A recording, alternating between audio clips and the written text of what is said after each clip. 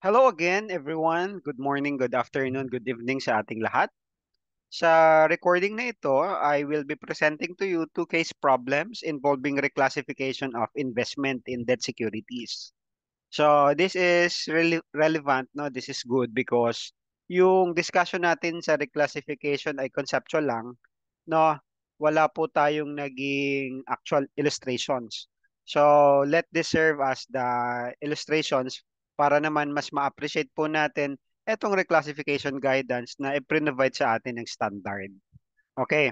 So let us proceed with case number one. Although no, ang focus natin dito is the reclassification, there are also questions here that has nothing to do with the reclassification, but part of the comprehensive case.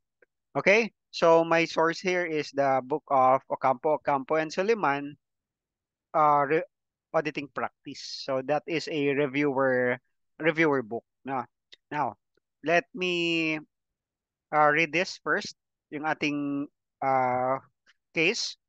On January 1, 2021, a BC company purchased 1 million, okay? 10% bonds classified as financial asset measured at amortized cost. Okay, the bonds were purchased to yield 12%. The interest is payable annually every December 31 and will mature on December 31, 2025. Now take note. On December 31, 2021, 1 year after, the bonds were selling at 99%. Is it relevant? Let us see. On December 31, 2022, ABC sold 500,000 face value bonds at 101. Is it relevant? Let us see once again. No, the bonds were selling at 103 on December 31, 2023. So we were provided with different market price, no, or market rate of the bonds on 2021, 2022, and 2023 respectively, ano. Although the financial asset is measured originally as at amortized cost, and alam naman po natin, if we measure the financial asset at amortized cost, wala po tayong pakialam sa fair value. Okay? But this will be relevant later on the reclassification. Now, the first question is how much was paid to acquire the investment, no? On January 1, 2021. Magkano daw? Okay? So dito wala tayong information pero we can compute for it because we were provided with the yield and the yield is the effective interest rate. So that's one relevant information. Another relevant information aside from the 1 million face value bond is how long. Okay? If we acquired it on January 1, 2021, and if it will mature on December 31, 2025, ibig sabihin, meron tayong 21, 22, 23, 24, 25. Ilang taon yon? Meron tayong 5 years. So from that, we can now compute, no? Meron kang 1 million, 10% ang stated interest rate, edi ibig sabihin, meron kang 100,000 taon-taon na babayaran. You can use that for the you can use the 12% effective interest rate to compute the present value of an ordinary annuity for 5 periods you using the 12% rate. And then of course single payment for the 1 million principal. So in this case para malaman mo magkano natin acquire yung investment, you need to compute for the present value both for the principal and the interest ito yung ating mga periodic cash flows, di ba? So, when you compute for it, okay, you will be able to get an amount of 927,880. In this case, ginamit po natin 4 decimal places for the present value factor, no? Ordinary annuity para sa interest, and then principal, is your single payment. Okay? You try ha. Huwag lamang po nakatingin dito sa ating solution 1.12. Okay? Divide, divide, equals, equals, equals, equals, equals. Makukuha mo itong 0.5674 minus 1 divided by 0.12. Makukuha mo naman itong 3.6048. Okay? Now, syempre, kapag mga computations and you were provided with choices, kung sakali man na iba yung kinalabasan mo at few pesos lang or tens no yung difference, likely baka yun yung tamang sagot mo. Provided that that is yung difference is due to rounding off with the use of the present value. Okay? So that is for question number 1. Now, for question number 2, ang tinatanong is how much is the gain on sale of the investment in bonds in 2022? Noong 2022, nabenta yung kalahati. Ayan, ano? On December 31, 2022, ABC sold 500,000 face value bonds. Class, no, yung full amount is 1 million, kalahati na benta, di hatiin mo siya. Actually, dalawa yung approach na pwede mong gawin para isolve mo yung question na ito. Coming from your answer in number 1, gawa ka ng amortization table, or if you want a quicker attack, you can use etong solution natin.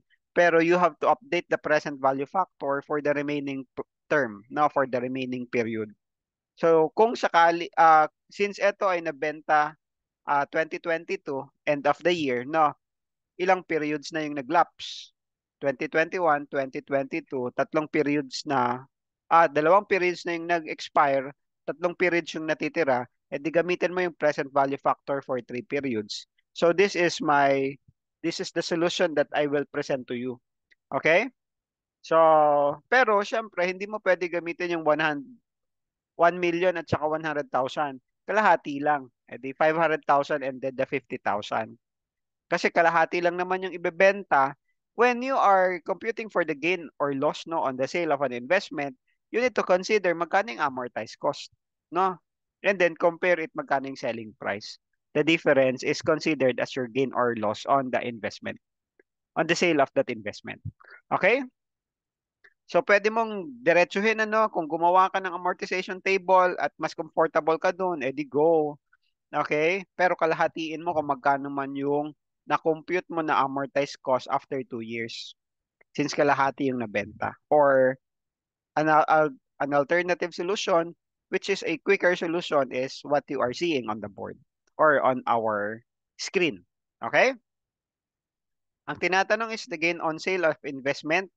Ito class, no, yung amortized cost ng investment na binenta, 475,990.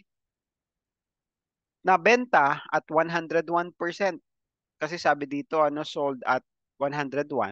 Di yung 500,000 times 101%, the selling price is 505,000. Debit cash, 505,000. Tapos credit mo, no?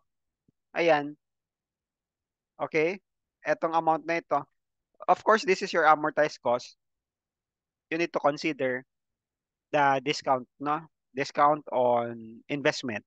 Okay? Ready?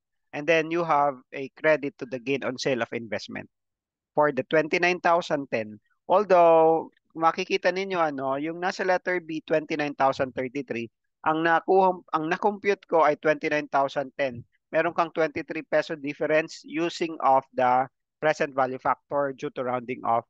But as you can see, the answer is relatively the same. No, due to rounding lang ang pinagkaiba natin. Okay po. So that's for question number 2. Now, yung relevant, no, yung more important matter for our discussion sa reclassification. Now, class, no, etong number 2, ito yung nabenta. Pero syempre, yung naiwan, ganito din yung halaga, 475,990. Okay? So, yung amortized cost no, nung natitira ay 475,990 before reclassification. Now, ang question sa number 3 is this. If the entity reclassified the bonds as FA at FVPL after the sale, how much should be recognized in P&L on reclassification date? Okay. So class, no, on reclassification date, coming from an amortized cost investment papuntang P&L. Okay, anong sabi sa atin? Ano yung reclassification guidance natin? From amortized cost papunta sa FVPL, fair value is measured at the reclassification date. And the difference between the fair value and the amortized cost is taken to profit or loss. So dito, ito yung amortized cost mo, tapos ito din actually ano, ang iyong fair value, di ba? At 101 eh, yun yung price mo eh, yun yung fair value mo on December 31, 2022. So therefore class, for number 3, the answer is also letter B, 29,033 or 29,010 pesos. Depende sa rounding off na yung ano no, again for rounding off yung difference natin dito. Okay? So number 3, the same lamang po ang ating sagot. Okay, yun nga lang, ito yung portion na nabenta, ito naman yung portion na naiwan at eventually ay i-reclassify natin. So, from 475, kailangan nating i-measure ngayon at 505,000. So, kailangan natin itong i-account na 29,010. Okay, debit 29,000, ano no, for the amount of 29,010, ano yun, investment para maging 505,000, no? Investment and debt securities and then credit fair value increase, no? Which is taken to P&L. Okay? So that's it for number 3. In this case, 1. Number 4 question. If the entity daw reclassify the bonds as at FVOCI naman after the sale, how much should be reported as a ZEP-Z, separate component of equity at December 31, 2022? And take note, no, meron tayong option na 0. And sometimes, no, pag may nakikita tayo ditong, sa mga choices, pag may nakita kang 0, nakaka-tempt, no, baka yun yung sagot. Tapos nung nag-solve ka, hindi mo nakita yung sagot, baka nga 0 yun. Okay, pero let us assess. Ang tinatanong dito on December 31, 2022, no, magkano daw yung i-report as a separate component of equity? Kasi, i-measure natin yung investment as at FVOCI. So, ang tinutukoy nito, the difference between the fair value and then the amortized cost, no, yun yung component. Yung fair value adjustment mo, yun yung tinutukoy na, ano no, equity component. Okay, class, ang sagot po dito is indeed letter A, 0. Pero, bakit? Kasi class, ang tinatanong dito, December 31, 2022. Ang reclassification date mo, kasi yung sale mo, di ba, ay December 31, 2022. Okay? Ang reclassification mo is the day after. So, in our example, no, it should be January 1, 2023. Yan yung reclassification date mo. So, may note po tayo dito, no? Reclassification date is the first day of the first reporting period following the change in business model. Okay? So, in this case, January 1, 2023. Therefore, since ang question natin, as of December 31, 2022, yung financial asset mo is still measured, classified as at amortized cost. Kaya po, 0 po tayo dito, no? Sa number 4. Kasi wala pa, as of this date, 12/31, 2022, wala pa po tayong equity component. Now, please take note, in terms of reclassification ng FA, no, it shall apply the reclassification prospectively, no, from the reclassification date at wala po tayong restatement ng mga previously recognized gains or losses, including yung mga impairment gains or losses, no, or interest. Okay? So again, for number 4, tama ang kutob natin, the answer is 0. Okay. Pero for number 5, yung pa rin kaya ang sagot kasi may 0 na naman dito. Now, ang tanong dito, the same, pero ang period ay December 31, 2023. O definitely, meron na po tayo ditong, ano no, equity component. Kasi January 1, 2023, ang start ng ating reclassification, as of January 1, 2023, meron na tayong fair value adjustment to account for the difference between the fair value and then the amortized cost. Pero, 2023, so, ibig sabihin, ano, nag-expire na naman yung additional 1 year, 21, 22, 23, 2 taon yung natitira.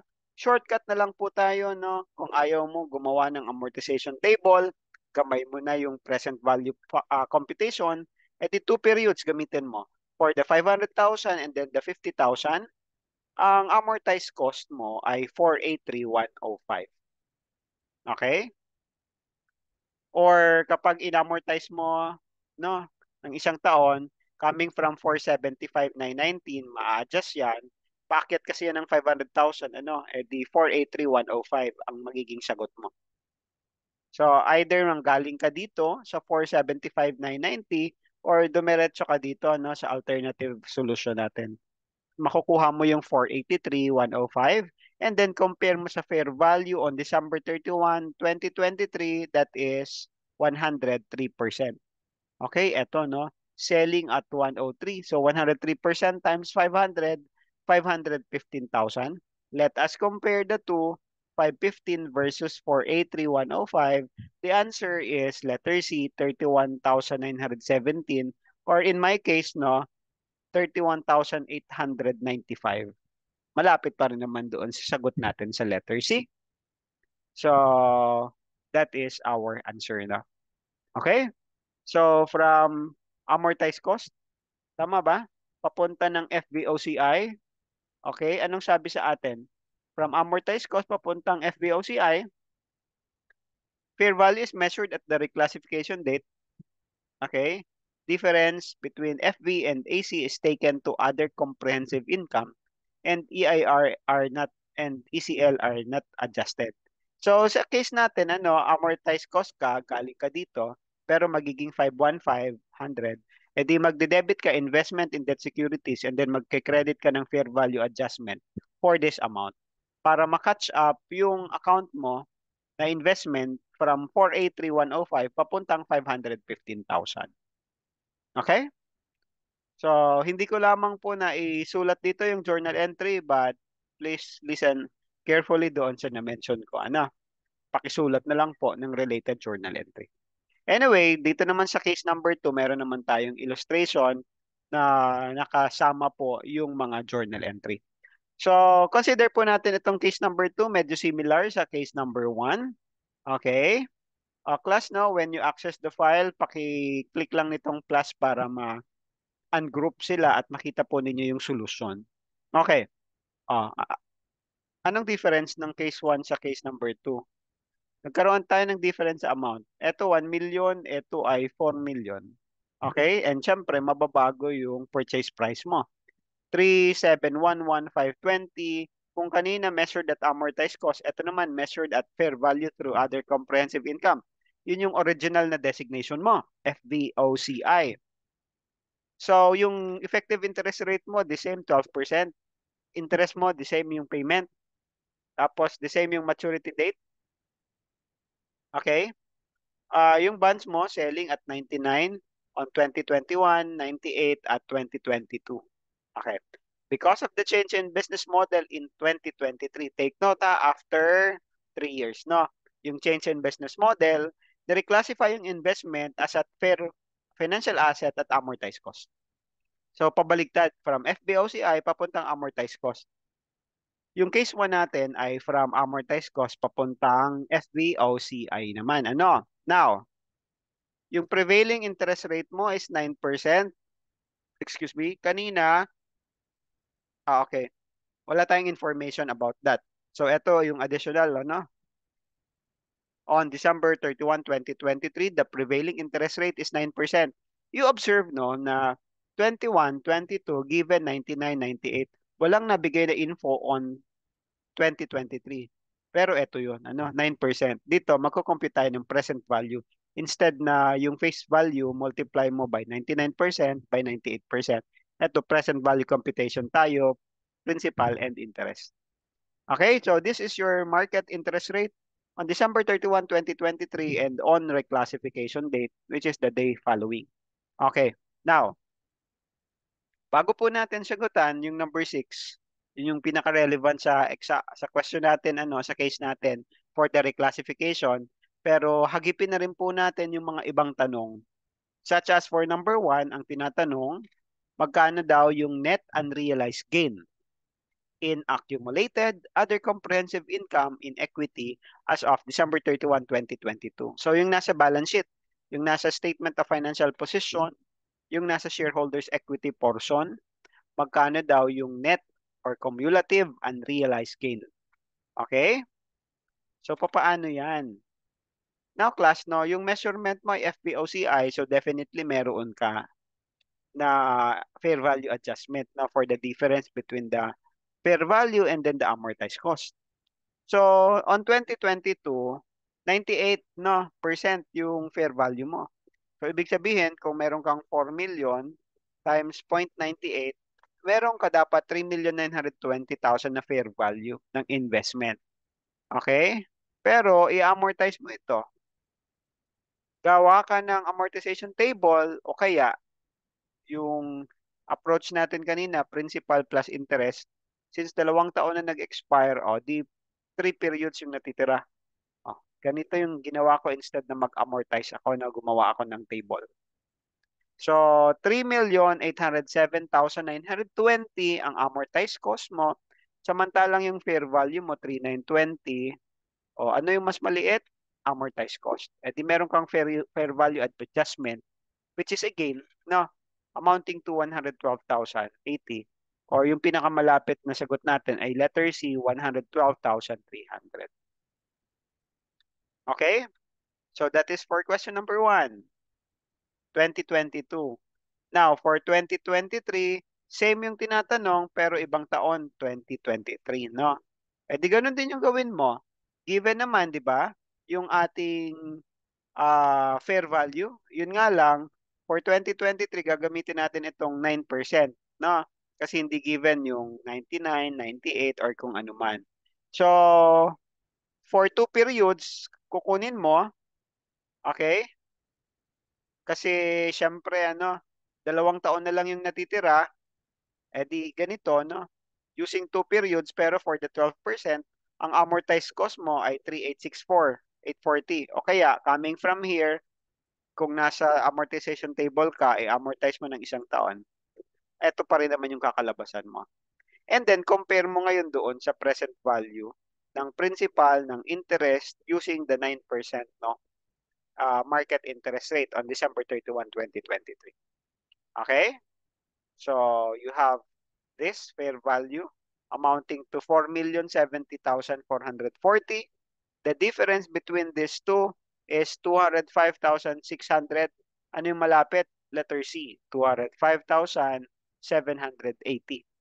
Yan po yung sagot natin, except lang na iba yung atake, iba yung approach natin dito kasi for 2023 hindi ka binigyan ng 99, ng 98, kung hindi, ang binigay sa iyo effective interest rate.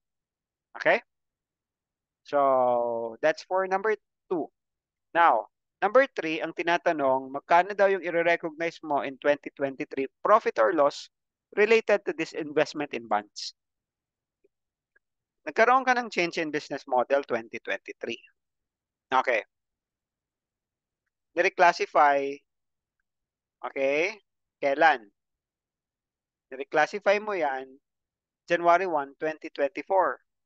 So, ibig sabihin, as of December 31, 2023, your investment is still measured at FVOCI. Meron ba tayong itatapon sa P&L? Meron ba? Meron yata, no? Kasi sa choices mo wala namang zero. So meron nga. Pero ano yun? Syempre class, that is the portion of the effective interest rate. So kung nanggaling ka ng 2023 or 2022, magkano? Ito, no? 3,807,920. Pakita natin yung solusyon. Okay? Ayan, tignan po ninyo ito. 3,864. Okay? Bakit 3,864? 3,864,840. Okay? How much should be recognized in 2023 profit or loss related to this investment? Okay. Your effective interest rate is 12%. Ah, paano to? On December 2023 ha. On December 31, 2022, tignan natin dito ang amortized cost mo on December 31, 2022 ay 3,807,920. Okay? Pag minultiply mo yan, pag gumawa ka ng amortization table, di ba? Times ilan yan? 12%.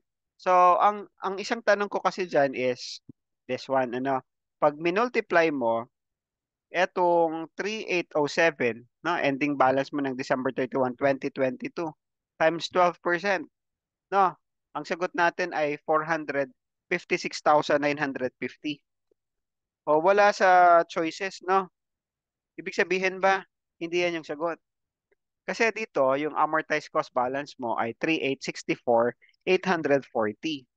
Okay?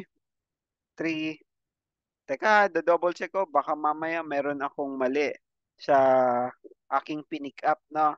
For number 3, ota, amount to be recognized in 20, sandali ha. Ay, hindi, number 3, 20, how much should be recognized in 2023 profit or loss, no? Ayun. Okay. Class, no? I think nagkaroon dito ng mm, may typo error tayo dito. Okay? Oo. Sabi ko na nagtataka ako bakit wala sa choices. So, para i-effect natin etong para for 2023 ito dapat, no? If for 2023 ito dapat yung tamang sagot. But for 2024 ito siya. Okay? For 2024 times 12%. Okay?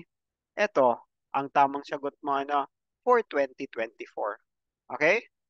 Kaso, nagkaroon tayo ng typo at tinitignan ko yung solution kung saan ko ito kinuha, amount to be recognized in 2024 profit or loss. Eh yung sa question, magkano daw for 2023? So, let's make this as a, let us correct this one. Okay? So, asa na? Ba't di ko na makita yung ating Ayan, sandali lang ha, class. I-correct lang natin, gawin natin itong 2024. Para tama pa rin yung sagot natin, letter C. Okay po. So, ayan buti na lang napansin ko habang nire-record ko itong session na ito. Okay, so yun lang yung konting aberya lang natin sa ating illustration. For case number 2, may typo error na nakalusot. Okay? So, pero if you were able to follow my explanation, 4, 5, 6, 9, 50, kung original na question. And then for 2024, ito. Okay? So, that's for question number 3. Proceed naman tayo sa number 4. Ang tanong sa number 4, magkano daw yung net unrealized gain in accumulated OCI as of December 31, 2024? Okay. Class, dito tayo nang galing, no? Ito yung fair value mo. Okay? Now, pag tinuloy mo ito, or pag gumawa ka ng amortization table, o kaya naman, you use this approach, pero for one period, pakita ko yung solution, Okay? Sandali ha. Kasi meron tayong explanation dito, magkano daw yung net unrealized gain in accumulated OCI in equity as of December 31, 2024.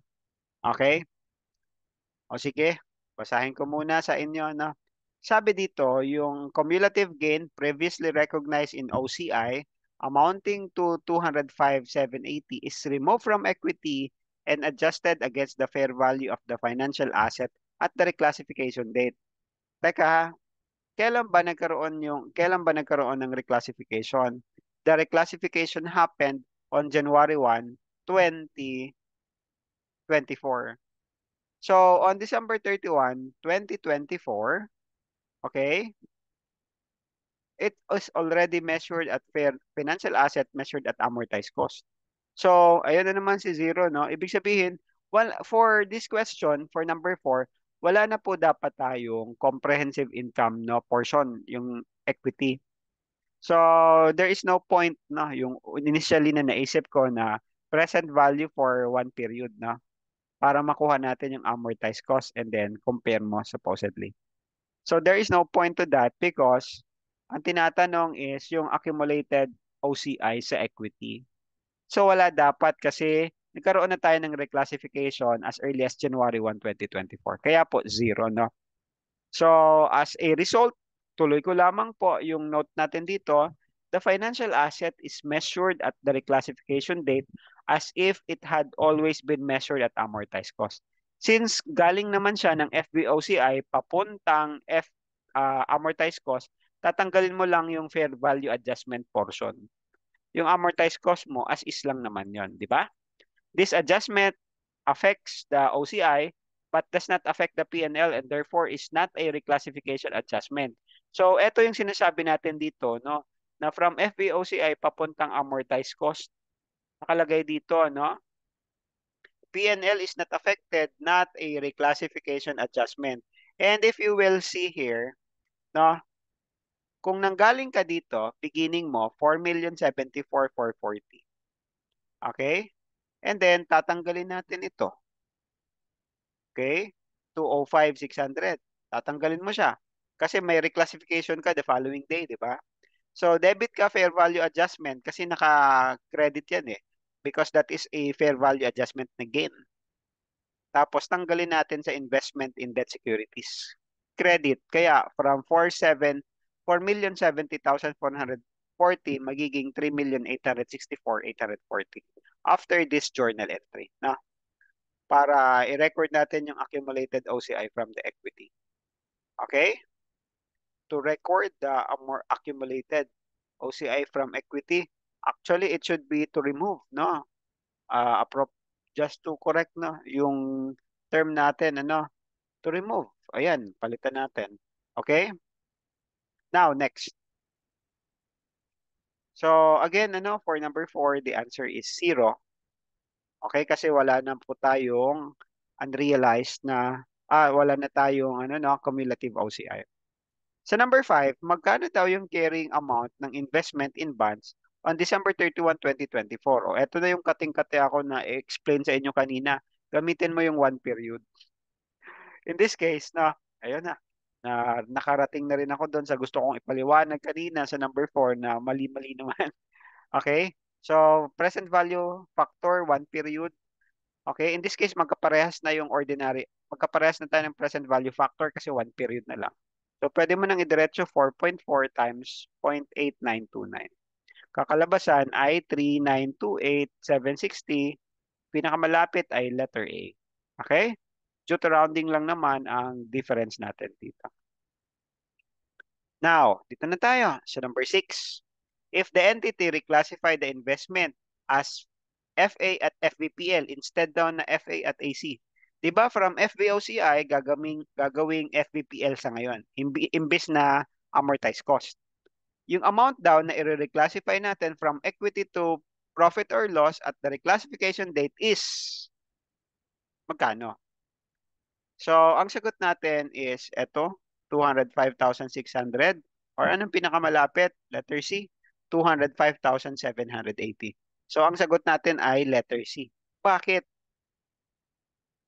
Financial asset at fair value. Parehas tayo fair value ang measurement. No? From FVOC ay magiging FVPL. Tatanggalin lang natin yung portion ng ano, OCI. Kanina, from FVOCI magiging amortized cost. Wala tayong reclassification adjustment. Pero anong sabi? Anong reclassification guidance natin pag FVOCI to FVPL? Sabi dito, the financial asset continues to be measured at FV, fair value. Yung cumulative gain or loss mo sa OCI will be reclassified from equity to P&L. This is now your reclassification adjustment. Ito yung dinidiscuss ko, no, na actually, naisip ko is during my online synchronous, no, hindi yung recording. Ito yung sinasabi ko na mahirap na i-visualize kasi wala tayong illustration. Pero ito na po yun, ano, no? So, i-debit mo yung fair value adjustment and then i-credit mo yung ano, sorry, nasa ano ba yon? Okay, eto no. Yung fair value adjustment, tatanggalin mo. Okay? Tapos, what? Kasi di ba dito ka naka-measure for 1,070,440. Eto, tatanggalin mo fair value adjustment. I-credit mo yung investment in debt securities at amortized cost. No? Tama ba? para maging ano ka pa rin. Sorry, wait lang ha. Nalilito na si sir. Magkano yung fair value mo? 4,070,440. So, eto pa rin ang amount natin, pero magiging ganito, di ba? Investment in debt securities, pero FVPL, and then credit investment in debt securities, FVOCI. So, eto, as is po tayo dito. Now, etong fair value adjustment mo na 205 is a reclassification adjustment. Debit fair value adjustment, and then credit ka nung change in fair value, no? Yung fair value gain na itatapon natin sa P&L. So tatanggalin mo from equity, ipupunta ito sa P&L. Okay? So that is for item number 6. Anong sabi natin dito? Asa na yon? Anong sabi natin dito? If the entity reclassifies an FA FVOCI to FA FVPL, the FA continues to be measured at fair value as is lang, pero yung cumulative na gain or loss, tatanggalin natin, lilipat natin from equity to P&L as a reclassification adjustment. Okay? And there ends our two case problems na with respect to your topic on reclassification ng investment. Ayan, ano? I hope nakatulong. Pasensya na po. May mga ilang items dito na parang naging malabo yung aking, excuse me, yung aking explanation, pero sana ano ay na nakabawi doon sa mga subsequent na explanations. Okay? So hanggang dito lamang po ang ating recording for these two case problems on reclassification. If you have any questions, please let me know. Hanggang dito muna po. Maraming salamat. Bye-bye.